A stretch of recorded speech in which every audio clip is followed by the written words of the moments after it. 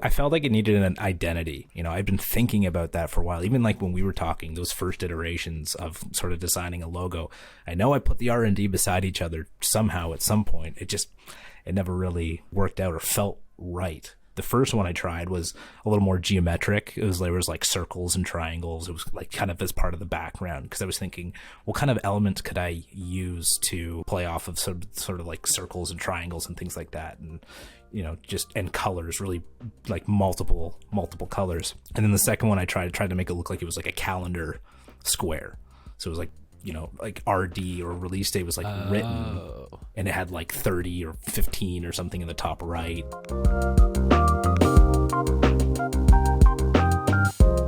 Welcome to episode 37, or episode 2 of season 2 of the Release Day series podcast. Thanks to everyone that listened to my conversation with Brandon Williams of Chastity, the first episode of 2022. And now this week, I'm joined by a familiar voice, a familiar face, Mr. Graham Beery. And you might recognize Graham from some of the earlier episodes of the podcast. And well, I wanted to bring him back. I do want to bring him back. He's back to talk about the changes that you have seen to the look and the feel of the podcast. The logos, the colors, the social media content, the website, and the music. I put emphasis on music because Graham had a big hand in that. So during the holidays, I wanted to take a break and revisit the visual and sonic identity of the show, which has led to what you see and what you hear now. So broadcasting from the traditional territory of the First Peoples of the Williams Treaties First Nations, including the Mississaugas of the Credit, the Anishinaabeg, the Chippewa, the Haudenosaunee, the Wendat, Inuit, and Métis peoples, this is the Release Day Series podcast rebrand conversation with my good friend and fellow creator, Graham Beery. Graham, how you doing, brother? I am doing fantastic. Thank you for having me back on. It feels good, back in the saddle, much like riding a bicycle. Oh yeah, it doesn't feel like it's been for any time at all. No, you never really forget. You know what I mean. Like when we were talking about this, we were like, yeah, let's have a quick meeting, talk about what we're going to talk about, and get into it. Right? Then that's exactly what we're here to do. Now, I don't want you to I hope you didn't take any offense. Like you haven't been back to the show. I think we need to address this and make sure that if anybody felt there was any tensions between us because you haven't been back, no, that's not the case, right? We can lay all those rumors to rest. There you go. No, everything is fine. I think it was just schedules on both sides just became a little bit hectic, and yeah, I think it was definitely more your baby more than mine. So for me to take a step away from it, I mean, I'm not here sitting fuming at you. I'll tell you that much. And I'm excited to see where you've taken it. So yeah, I mean, I needed you to get things started, and really, it was scheduling. You were sort of like, I'm here to do it, but it was me. I was the culprit. I was going to take both of us take some heat for that, rather than just being like, well, it's Monday night, we're trying to record the podcast, and then something comes up on your end, and it's like, Graham, we're doing it tomorrow, and then we have to get it out tomorrow. Yeah.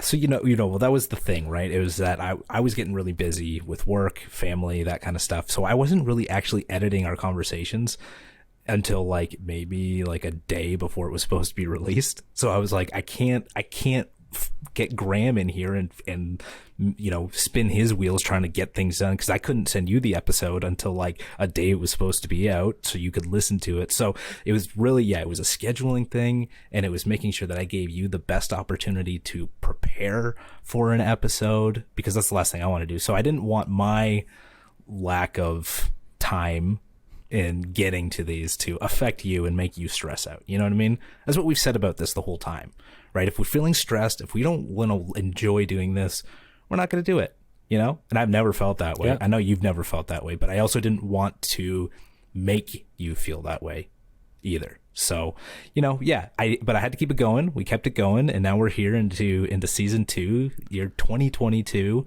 The podcast is going strong, and yeah, it's just so much to a point where I have a hot new look. That's what we're gonna talk about here.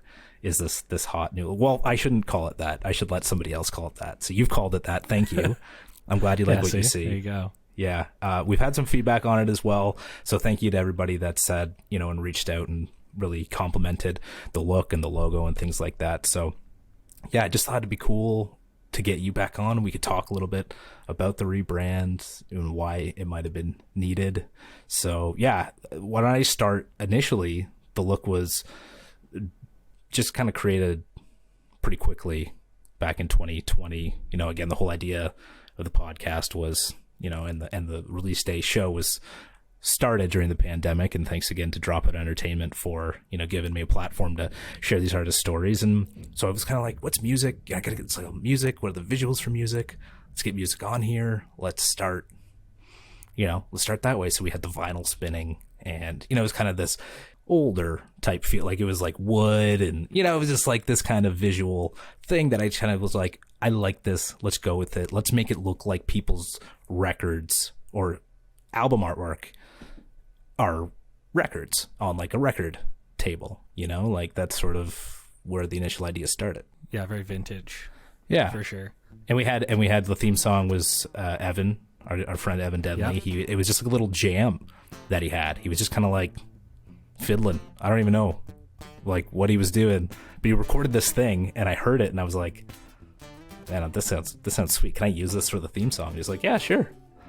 So that's always been the theme song for it as well. So it was very like, this is what I want to do. I'm just going to start getting pieces together. And, again, it started as a video series. So how could like the visuals, obviously relate to music, and how could they spread across from the videos to the social media and obviously into the podcast. So we kind of created that artwork for the podcast and artwork for the social media that was on brand to what was originally created, which were like stock videos from a website. Yeah, that's how it all started. I remember our planning session for that, I was like, what do we want to do? And then we found some really good, it was almost like mock-ups, where it was like, yes, it's like old school, like on someone's desk or like dresser or something, like a stack of records, and you could see them all. We would just like put the new one on top, and like you'd worked some graphical wizardry so everything like had good shadows and like looked really cool, and it wasn't like this completely oversaturated thing when everything else was a little bit desaturated, so it really fit. Yeah, no, those were good, but man, what I'm looking at now when I look at release day is, I don't want to say cleaner necessarily, but it feels a little bit sharper. The colors are great and everything feels good. It feels like, the first iteration was maybe a little bit folk inspired. Right. And then this sort of next round we're a little bit more funky. Mm-hmm. Using some bright colors, using some eye-catching stuff, and a little funk, a little disco. I'm really into it. Thanks, man. Well, I felt like it needed an identity. It was like, what could be distinguishable? So I was always thinking about how could the R&D, play off of each other. I've been thinking about that for a while. Even like when we were talking, those first iterations of sort of designing a logo, I know I put the R&D beside each other somehow at some point. It never really worked out or felt right. So yeah, I just took time during the holidays to like play around.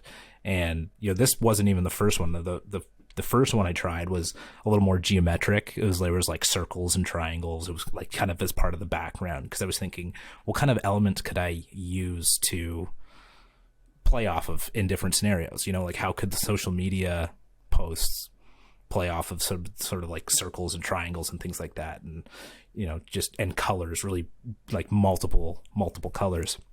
And then the second one I tried to make it look like it was like a calendar square.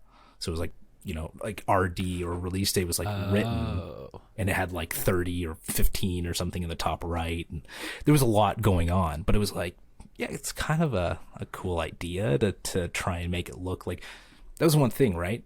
What is it about release day? Well, it's, it's your checklist, right? What are you doing to get to release day? So I was trying to think of all that. It didn't really come to fruition in the final look.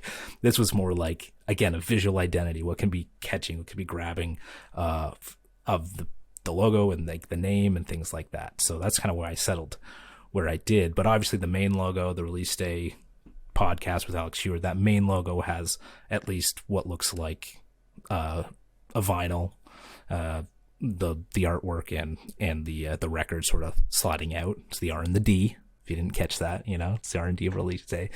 And then taking that idea and turning it into an icon, which is what you see with the Instagram profile picture or the Facebook profile picture. And so, yeah, just trying to like take those little pieces and spread them across, and then having fun too with the social media stuff, and, thinking about how, we can incorporate the names and the episodes and the photos still within a cohesive look. And I think, so for anyone listening right now, so I didn't hear about the calendar idea. I didn't see any of the calendar idea, and I didn't really see anything from the thing before. I just get a message. It's probably like 9 or 10 o'clock at night. Such a jerk. I see that Alex messages me or emails me, and I think it's literally just the Release Day logo with "What do you think?" with a question mark underneath, and that's it. That's all he sends me. It's like, I don't think I'd talked to him for like a week or two, and then it was just like, what do you think? Oh. It's got this new look. What do you think? Just had no idea.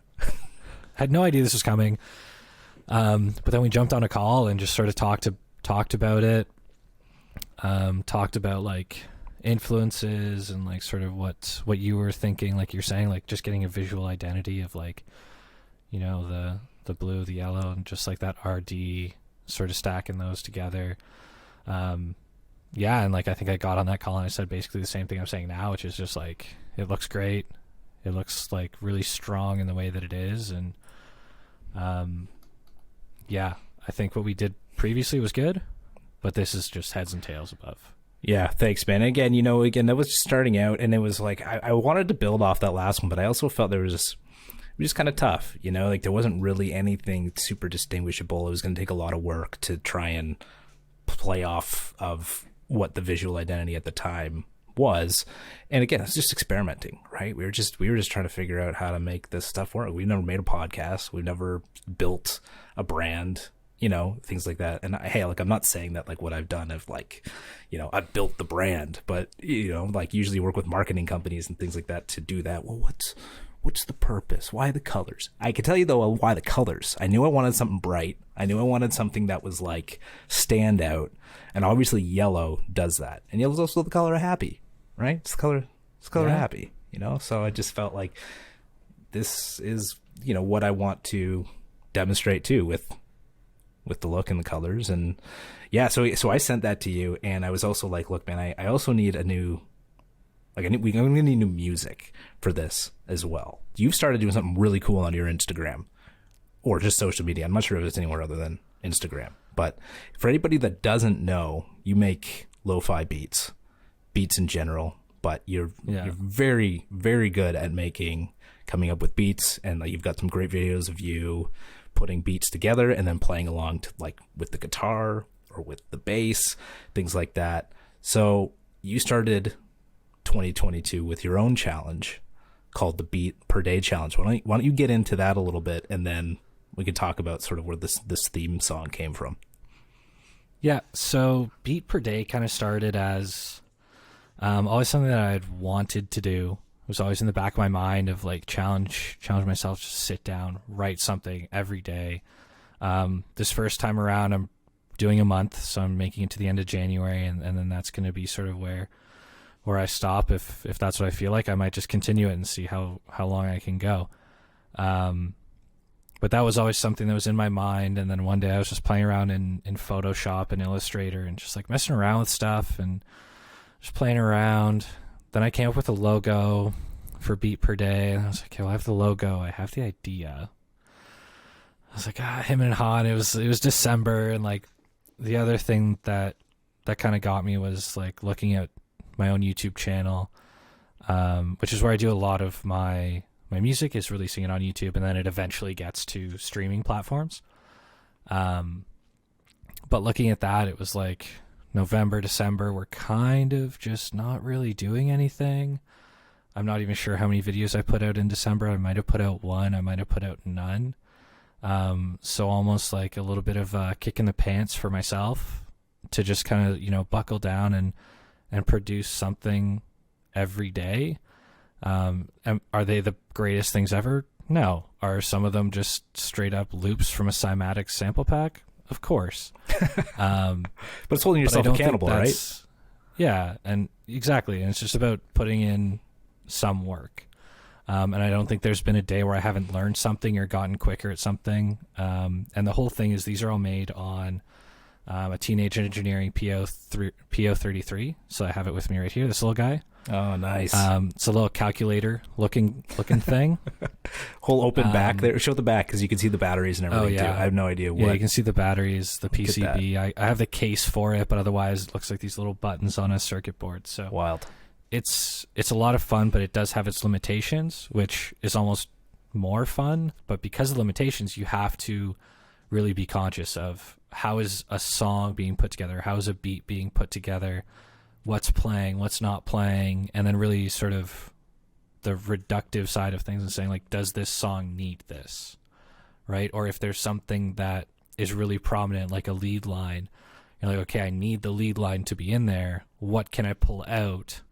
Because I don't have room for it. So that's been really fun. So Beat Per Day kind of is a culmination of all those things. You know, graphic design stuff that I do for fun, getting a new piece of gear in the Teenage Engineering PO33, and just like really like ending the year and being like, you know what, the train wasn't full steam ahead the whole year, which is fine. Like taking a bit of time off definitely needed, and especially in the winter months when it gets a little bit tougher, to kind of be inspired and be creative and keep that energy up for all hours of the day. And then there was one beat per day that as soon as it went up, you messaged me and you're like, I want this. Is it.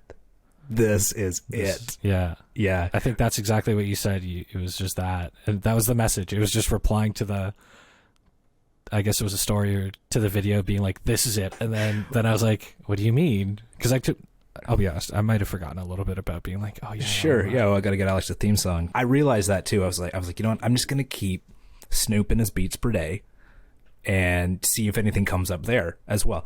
I knew you were working on it. At least that's what I thought. I thought you were working. I was like, Graham's working on it.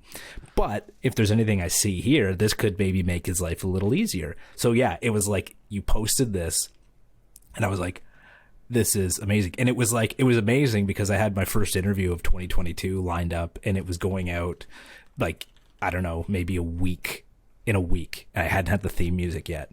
And you posted this and I was like, oh my God, like this is it. Yes. So yeah, I sent you that message and you were like, yeah, okay. And actually here's a little piece of the theme song. So you've heard it leading into the podcast, but I'm going to play it again here.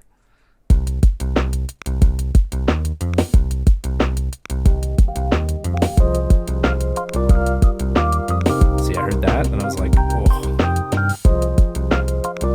yes.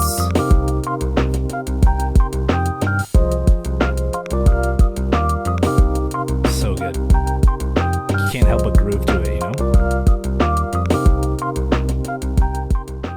And I was like, perfect. Like, that is it. Like, perfect. Yes, send me that. So, man, you whipped together a few different versions because you gave me the full length sort of theme song, which is about a minute 15. And then you also gave me pieces. You gave me pieces of it so that way I could use them here, there, and everywhere. Just like little like interstitials between here and there. As you would have heard as well in, you know, with the previous theme song, I would kind of use pieces here and there where I could, you know, leading out to the end of the interview or leading into the interview. That's where it would help. But you actually gave me these pieces to work with so that I could just use a little 10-second snippet here or 10-second snippet there to bridge little gaps. Yeah, I think it works really well. And one of the, I don't even know what to say, but one of the points that you made about a theme song that you were looking for this next round was something that you would be like happy to talk over. So something that wasn't too busy, something that had like a really good beat, like you said, like just a groove to get people started, but then something that you could just like put down lower and then you can talk over it and it's not going to like have a crazy guitar solo or have something that like people are being like, oh, what's going on back there? It's right. It's something that's kind of really laid back, really kind of chill and still groovy. And I think that's sort of what you were looking for. And it was. I'm glad that you you liked it as much as you did. I realize that as I'm talking about this, I'm like bigging up our own podcast and talking about these things. I'm like, I love it. It works so well with this and that. And, you know, I'm like, I guess I should be saying that, right? Why would I sit here and say it doesn't work? But I'm excited about this, and I'm excited about moving the podcast forward and having more phenomenal artists and industry professionals on the show. And, you know, thank you for always being a part of it, man. Well, Alex, you're welcome. It's definitely a lot of fun, and I'm excited to see you know, some of the interviews you have coming up. Thanks, man. Yeah, I know we've got some good artists on the way, and as always, big thank you to the publicists and for sending me such great musicians and musicians that are doing things differently, and to all you independent artists that reach out to me saying, hey, you know, can you check out my stuff? I am trying to figure out ways as well to incorporate more ways of promotion and more ways of talking to artists about their music. A lot of what this is focused on is sort of release strategy, release plan, and things like that. So that's sort of the main focus. But I'm telling you, if I'm one person, so I'm trying to figure out ways to make different sort of mediums, different ways. A lot of people do Instagram live interviews, which is cool. I'm trying to see if I fit in that world at all, or if, you know, can I do short little interviews, little 5 to 10 minute, you know, conversations with people as opposed to the 30 to 40 minute conversations. So I am trying to think about these little avenues. So no matter what you've got, please send it our way. Send it. We want to listen to it, and we want to think about how we can get you and your story on the podcast. You know, if it resonates with us, if we like what we hear, obviously that's all part of it as well. So Graham, thanks again, man, for joining me on this episode 2, which is really episode 37. It doesn't matter, I'm not going to confuse things, but on this episode of the Release Day Series podcast. Yeah, it feels good to be back, even though it was just for the one episode here. Thanks for having me. Yeah, my pleasure, man. Remember, you can find all of the episodes, including the limited video series, on our website, releasedayseries.com, and you can send us your music and your EPK to contactreleaseday@gmail.com. I'm Alex Heward. Thank you so much for listening.